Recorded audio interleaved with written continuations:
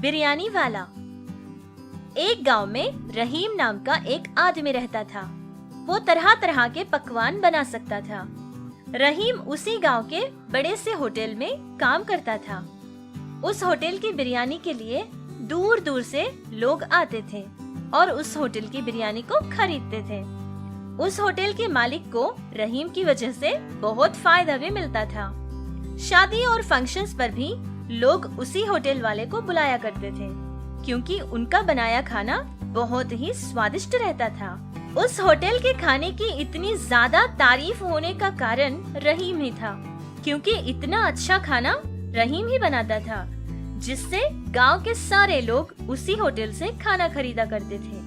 एक दिन रहीम उस होटल के मालिक के पास जाकर कहने लगा, मालिक, मेरा बेटा इंटर में फर्स्ट क्लास में पास हुआ है और वो डॉक्टर बनना चाहता है। डॉक्टरी पढ़ना उसका सपना है। तो वो कह रहा था कि उसे ट्यूशन जाना पड़ेगा। आपको तो सब पता है मालिक कि जो पैसे मैं कमाता था उसी में उसकी पढ़ाई भी करवाता था, और वो भी बड़ी मुश्किल से। अब आप ही कोई रास्ता दिखाइए। ये बिना सोचे समझे क्या बोले जा रहे हो? कोई काम धाम तो तुम्हारे पास था नहीं। ऐसी परिस्थिति में तुम मेरे पास आए थे तो मैंने तुम पे दया की और तुम्हें काम दिया था। क्या वो काफी नहीं था जो अभी पैसे मांग रहे हो? ऐसी बात नहीं है साहब, आपने मेरी तनख्वाह भी नहीं बढ़ाई। जैसे ही सुबह होती है तब से लेकर शाम तक मैं यहीं रहता हूँ। कोई दूसरा काम अगर मैं करना भी चाहूँ तो मुझे पकवान के सिवा कुछ और आता भी नहीं है। अब आप ही मुझ पर दया कीजिए साहब। और कुछ मत कहो रहीम, जो पैसे तुम्हें मिल रहे हैं वही तुम्हारे लिए बहुत है। वैसे भी तुम बावर्ची हो, तुम्हारे बेटे को इतना पढ़ाने की क्या जरूरत है? अपनी ही तरह उसे भी कोई बावर्ची बना दो और खाना बनाना सिखा दो। मैं अपने ही होटल में उसे भी कोई काम दे दूंगा। मालिक की कही बातें सुनकर रहीम को बहुत दुख हुआ। रात को घर जाने के बाद वो अपने बेटे के सामने रोने लगा। बेटा रहमान, तुम्हारा बाप बहुत गरीब है। वो तुम्हें पढ़ा भी नहीं सकता। वो तुम्हें डॉक्टर नहीं बना सकता। तुम कुछ और पढ़ो बेटा। अपने बेटे से ये सारी बातें कहकर बेचारा बहुत रोने लगा। अब्बा जान, आप रो क्यों रहे हैं? रोइए मत, हम गरीब लोग हैं। ये बात जानने के बाद भी मैंने इतने बड़े सपने देखे थे। इसमें मेरी ही गलती है अब्बा जान। आज के बाद आप इस बात को लेकर बिल्कुल चिंतित मत होइए। उस दिन रात को रहीम और रहमान दोनों ही खाना खाए बिना ही सो जाते हैं। इसी तरह कुछ दिन गुजर गए। रहीम के घर के पास ही में एक शादी हो रही थी, जिसमें सारे पकवान रहीम ने ही किए थे। सारे मेहमान रहीम की बनाई बिरयानी की बहुत ही तारीफ करने लगे। उन मेहमानों में एक 5 स्टार होटल का मैनेजर भी था। वो रहीम को अपने पास बुलाता है और कहता है कि उसके 5 स्टार होटल में बावर्ची का काम देगा। ये सुनकर रहीम बहुत ही खुश हो जाता है। इतना बड़ा होटल है तो तनख्वाह भी अच्छी मिलेगी, जिससे वो अपने बेटे का ख्वाब पूरा कर सकता है। ये सोचकर वो अपने बेटे रहमान को बुलाता है। बेटा रहमान, इधर आओ, तुम्हारे लिए एक खुशखबरी है। क्या बात है अब्बा जान, आप इतने खुश क्यों लग रहे हैं? एक बड़े 5 स्टार होटल में तुम्हारे अब्बा जान को काम मिला है। अब तुम डॉक्टर बन सकते हो बेटा। और नहीं तो क्या, आपकी बनाई बिरयानी इतनी स्वादिष्ट जो होती है, एक बार अगर कोई खा लेगा तो बार बार खाना चाहेगा। हाँ बेटा, हाँ। रहीम और रहमान बहुत खुश थे। रहीम पुरानी होटल के मैनेजर के पास जाकर ये सारी बात बताता है और उससे कहकर चला जाता है कि वो दोबारा काम पर नहीं आएगा, जिससे उसके मालिक को बहुत गुस्सा आ गया था।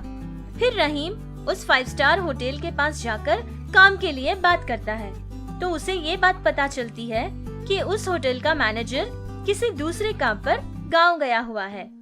ये बातें सुनकर बेचारा रहीम बहुत उदास हो गया था। कुछ कर भी तो नहीं सकता था, इसलिए वो फिर वापस घर पहुंच गया। उसके पास करने के लिए कोई दूसरा काम भी नहीं था। तो फिर वो पुराने होटल ही के पास जाता है और फिर उसके मालिक से काम मांगता है।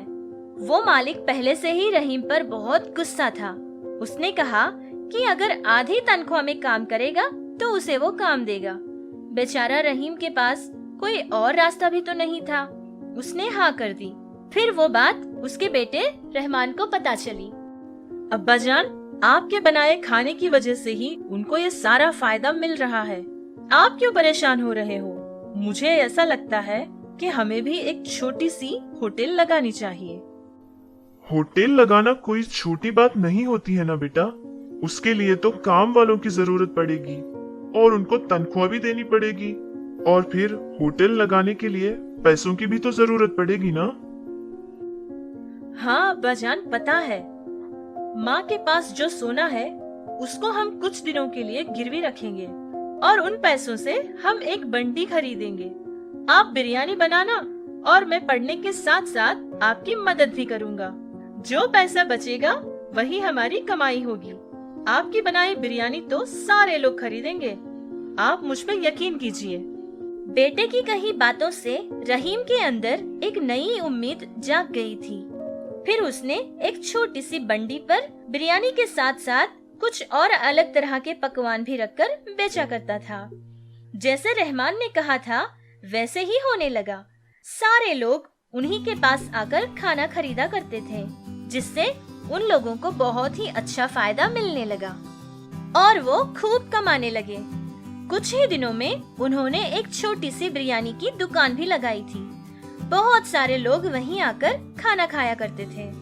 सारे लोग रहीम को रहीम भाई बिरयानी वाला के नाम से पुकारने लगे और उसने खूब नाम कमाया। कुछ दिन गुजर गए।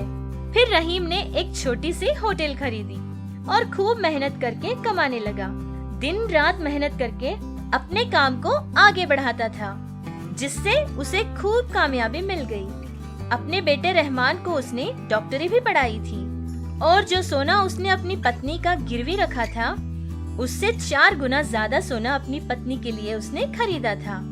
पुरानी होटल वाला मालिक जो काम करने के बाद भी रहीम को पैसा नहीं देता था, वो रहीम को देखकर शर्म से अपना सर झुका लिया करता था। लेकिन रहीम ने अपनी मेहनत कभी नहीं रोकी। अपनी छोटी सी होटल को उसने बहुत बड़ी होटल बना ली थी और इसी तरह अपनी मेहनत और लगन से उसने दुनिया में खूब नाम कमाया। बहुत ही अच्छी कहानी है ना बच्चों। कोई भी अपने अंदर जो खूबी है उसको छुपाए बिना हमें चाहिए कि उसका सही इस्तेमाल करके अपने ख्वाबों को पूरा करे, जैसे कि इस बिरयानी वाले रहीम भाई ने किया था। समझे बच्चों?